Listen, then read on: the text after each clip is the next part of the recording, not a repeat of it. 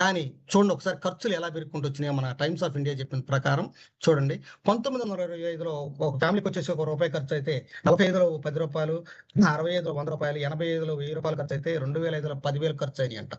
ఈ ప్రకారం చూసుకున్నట్టయితే 2025లో ఒక ఫ్యామిలీకి వచ్చేసి మహానగరాల్లో విజయవాడ, హైదరాబాద్, బెంగుళూరు, ముంబై ఇలాంటి నగరాల్లో ఉండేవాళ్ళకి ₹1,00,000 కూడా సరిపోవట్లేదు.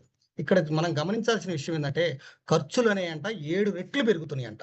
మరి ఆదాయము 3 రెట్లు పెరుగుతుందంట. 3 రెట్లు ఆదాయం పెరిగితే, ఖర్చులు 7 రెట్లు పెరిగితే, ఇక అప్పు చేయకుండా ఎక్కడ ఉంటాం?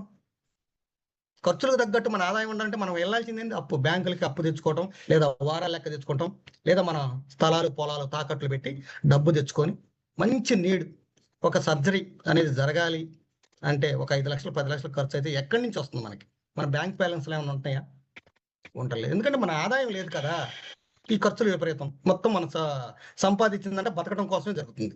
సో లీడర్స్, మనం ఇలా ఎందుకు జరుగుతుందని ఒకసారి గమనించుకున్నట్లయితే చూడండి లీడర్స్, మనం చేసేది ఒకే పని. ఒక పని మీదనే ఆధారపడుతున్నాం. 2, 3 రకాల పనులు చేయడానికి మనం బాడీ సహకరించదు.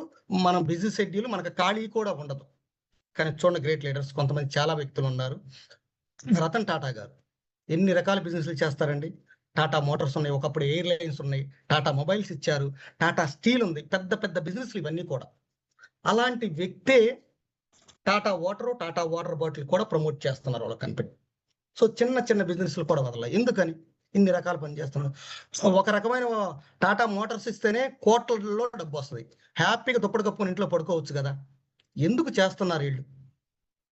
ఒకసారి ఆలోచించాలి సార్. వాళ్ళు అన్ని రకాల పనులు చేస్తుంటే మనం ఎన్ని రకాల పనులు చేస్తున్నాం? ఒకటేనా?